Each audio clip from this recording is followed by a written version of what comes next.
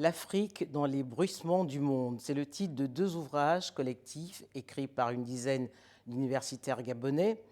Au-delà de la réflexion sur la place du continent sur l'échiquier mondial, les ouvrages visaient également à rendre hommage à un philosophe disparu, Gilbert Zouenguema.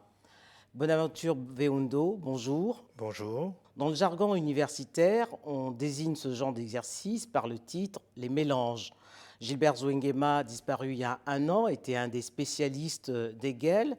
Les associer dans des ouvrages, alors que Hegel niait l'historicité de l'Afrique, c'est un peu paradoxal. Mais c'est justement d'abord, je crois que pour bien sentir sur quoi a voulu travailler Gilbert Zouenguema toute sa vie, c'est véritablement essayer d'éclairer un grand malentendu. Un malentendu, d'abord bien sûr sur Hegel lui-même, mais un malentendu aussi sur l'Afrique, et notamment, c'est pour ça qu'on a appelé les bruissements, c'est-à-dire tous les bruits qui sont partis de ce malentendu et qui irriguent aujourd'hui quelque part la pensée mondiale. Ce malentendu, c'est que des étudiants à Hegel ont écrit un ouvrage posthume, ont réuni des notes d'un ouvrage posthume qu'on a appelé « La raison dans l'histoire ». Et dans cet ouvrage, on fait dire à Hegel un certain nombre de choses sur l'Afrique.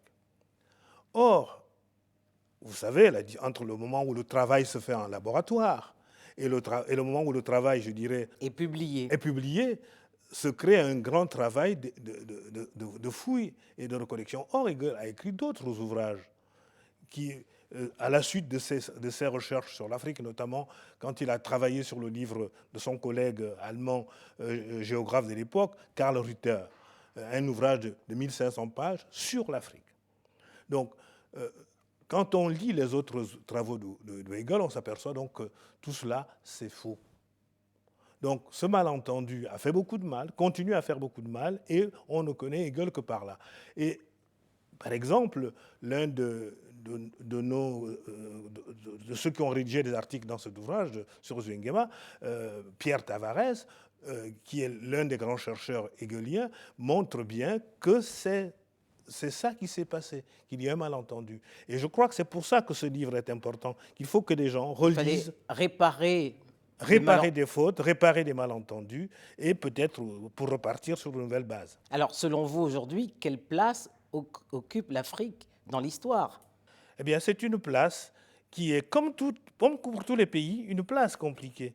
Vous savez, le grand malentendu qui se poursuit par rapport au premier, c'est de considérer qu'on va classer les pays du monde comme dans un peloton de course cycliste, entre ceux qui sont au peloton de tête, ceux qui sont dans le milieu, etc., etc. Or, sur la base de quoi? Simplement sur la base des quantités d'objets à acquérir. Vous croyez que c'est ça, comment dire, la marche du monde? Je crois que la marche du monde, et c'est pour cela que nous y sommes tous, c'est que tout le monde, je dirais, continue d'abord à prendre en charge l'ensemble de ses passés, parce que nous en avons plusieurs, mais aussi que tout le monde travaille à écrire notre histoire, parce que c'est notre histoire commune. Et les problèmes qui se posent aujourd'hui dans le monde sont des problèmes le plus souvent communs.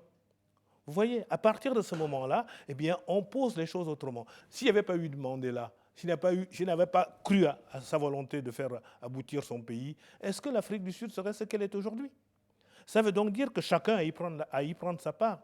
Et je pense que c'est ce que les philosophes ont essayé de faire, notamment à travers ce livre.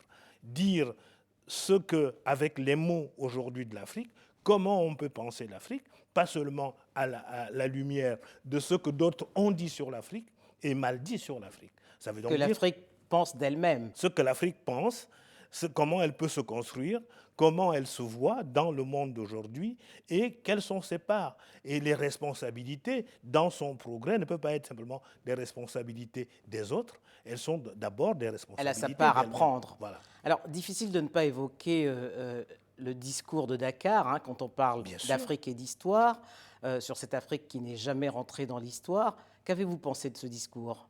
C'était un discours, au fond, bricolé.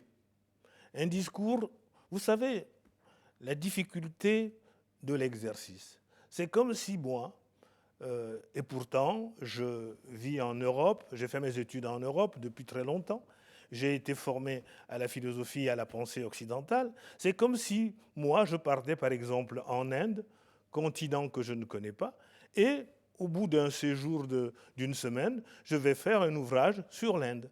Quelle crédibilité aurais-je en termes de connaissance de ce continent? Aucune. Donc je crois qu'il faut pénétrer dans des choses, se méfier des apparences et véritablement apprendre. Apprendre et puis se désapprendre de soi pour mieux connaître l'autre. Alors, la place de l'économie est aujourd'hui très déterminante dans les relations internationales. On voit d'ailleurs que toutes les grandes puissances organisent chacune à leur tour un forum économique où l'Afrique est conviée. Or, l'Afrique, en matière de commerce international, ne représente que moins de 2%. C'est vraiment insignifiant pour peser sur le cours des choses. Vous savez, ce qui est important, ce n'est pas le chiffre, mais la potentialité que peut représenter un continent. Le potentiel est là, l'Afrique. Le potentiel est là. Alors, mais qu'est-ce qu'on fait du potentiel si on ne transforme pas l'essai? Ben c'est justement cela. Vous savez,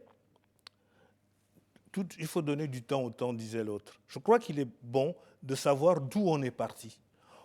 On veut nous faire rentrer dans une compétition que l'Afrique a commencé il y a 60 ans. Ou 70 ans. C'est le temps des indépendances. Ce sont des indépendances. Mais avant, l'Afrique existait. Elle existait, mais elle n'était pas maîtresse de son destin. Et c'est peut-être ça qui compte. Alors, à partir de ce moment-là, on peut rentrer en compétition, mais avec nos propres moyens et dans un contexte particulier. On va dire, oh, certains pays avancent plus vite que d'autres, l'Afrique du Sud est... Mais encore une fois, on voit bien que tout cela... C'est d'ailleurs la comparaison qu'on fait entre pays francophones et pays anglophones. Oui, mais vous savez... Est-ce qu'elle est justifiée à vos yeux? Elle n'est pas justifiée. D'abord, la taille des pays. Prenez un pays comme le mien. Le Gabon. 1 million d'habitants, 1 500 000 habitants, dit-on. La superficie est la moitié de la France. Vous imaginez que ce n'est pas seulement une question financière.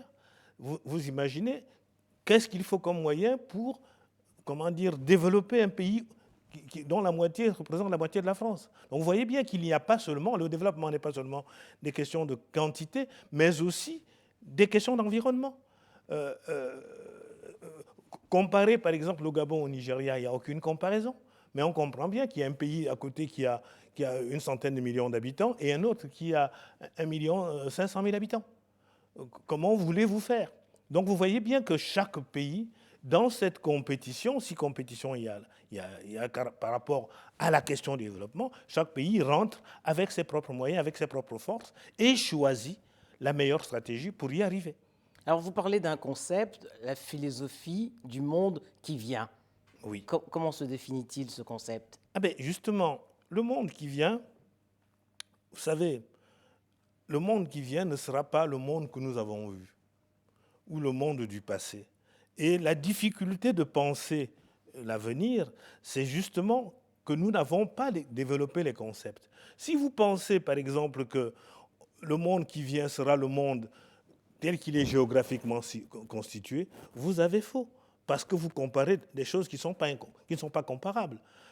Mais je dirais, le Gabon dans l'Afrique, prenons cela comme exemple, mais dans l'Afrique qui avance, eh bien le Gabon apportera sa contribution et demain, on ne calculera plus les indices de la même manière. Vous voyez bien toute la difficulté d'ailleurs de mettre en place des indices sur le développement. Vous voyez? Donc, le vrai travail de l'intellectuel et du philosophe, c'est de déconstruire les pensées, les habitudes de pensée, les idées reçues, pour qu'on laisse ainsi entrevoir à ceux qui sont aux commandes, on laisse ainsi entrevoir à la population que des changements de paradigme sont nécessaires pour avancer. Et sont même possibles. Oui. Alors, un des co-auteurs de ces deux ouvrages parle de l'Afrique et la gouvernance sociale globale. Au quotidien, on voit mal comment l'Afrique met en avant des valeurs telles que l'écoute, le partage. dans l'action de la gouvernance. C'est tout le problème de comment analyser les sociétés. Si vous analysez une société africaine avec des paradigmes venant du Nord, ce qui est souvent le travers, eh bien, vous ne pouvez pas l'aborder, vous ne pouvez pas la comprendre. Pour l'analyser et voir où elle va, il faut essayer de voir comment elle fonctionne avec ces mots. Par exemple, toute la difficulté que nous avons à construire, la notion de personne, la notion d'individu, est liée par la place du collectif dans nos identités. Nous avons un nom, par exemple, qu'on nous donne, qui est celui qu'on vous donne officiellement, mais vous savez bien que vous avez des noms donnés par vos grands-parents, par tout un tas d'autres acteurs sociaux, et toute cette pluralité qui vous constitue. Et or, quand on n'a pas regardé ça sur l'Afrique, on ne peut pas comprendre les notions, par exemple, de solidarité. On ne peut pas comprendre les notions d'aide, les notions de responsabilité. Donc, je crois que c'est toujours très important dans le monde d'aujourd'hui, si on veut aborder une société et comprendre comment elle respire, il faut partir à partir de son vocabulaire, à partir de ses mots. Et oui, mais comment, justement, Bonaventure Véondo, ces valeurs de partage, de solidarité, peuvent-elles permettre à l'Afrique d'avancer? Mais je crois que je crois qu'on le voit déjà. Il y a certaines pratiques sociales qui permettent d'aider. Aujourd'hui, par exemple, je pourrais dire que des actes importants comme le mariage, comme le deuil, sont des actes où on a créé quasiment des sociétés par participation.